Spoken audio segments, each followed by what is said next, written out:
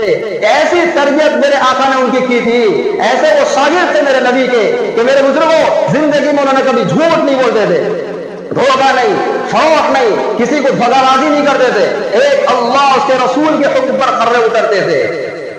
اللہ تبارک و تعالی ہم سب کو پیارا آقا صلی اللہ علیہ وسلم کے طریقے میں زندگی گزارنے والا بنائے، پیارے آقا صلی اللہ علیہ وسلم کی سنت پر عمل کرنے والا بنائے۔ حضرت بہلول رحمۃ اللہ علیہ کا آپ نے نام سنا ہوگا، جب بصرہ کے گلی میں آپ جانے گئے تو آپ نے دیکھا کچھ بچے اخروٹ سے کھیل رہے ہیں، بادام سے کھیل رہے ہیں، ایک بچہ کھڑا ہو کر رو رہا ہے، تو آپ نے سمجھا کہ بچہ اس لیے رو رہا ہے کہ اس کے پاس اخروٹ نہیں ہے، بادام نہیں ہے، کہ چلو اسے بھی اخروٹ دے دوں، بادام دے دوں، یہ کھیلے گا کودے گا۔ تو آپ نے بہلول رحمۃ اللہ علیہ نے کہا کہ بیٹا اخروٹ لوگ ہے، بادام لوگ ہے، کیوں رو رہے ہو؟ تو فوراً کہا اس بچے نے افحسبتم انما خلقناکم عبثا وانکم الینا لا ترجعون۔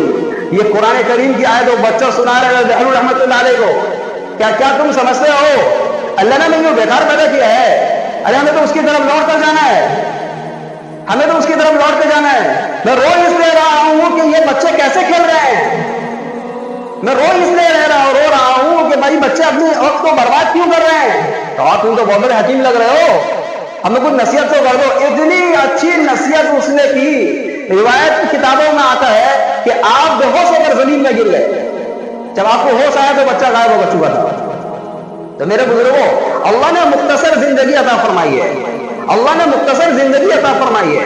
اس مختصر زندگی میں ہم اپنے اللہ کو راضی کرنے کی کوشش کریں، ہم اپنے اللہ کو راضی کرنے کی کوشش کریں۔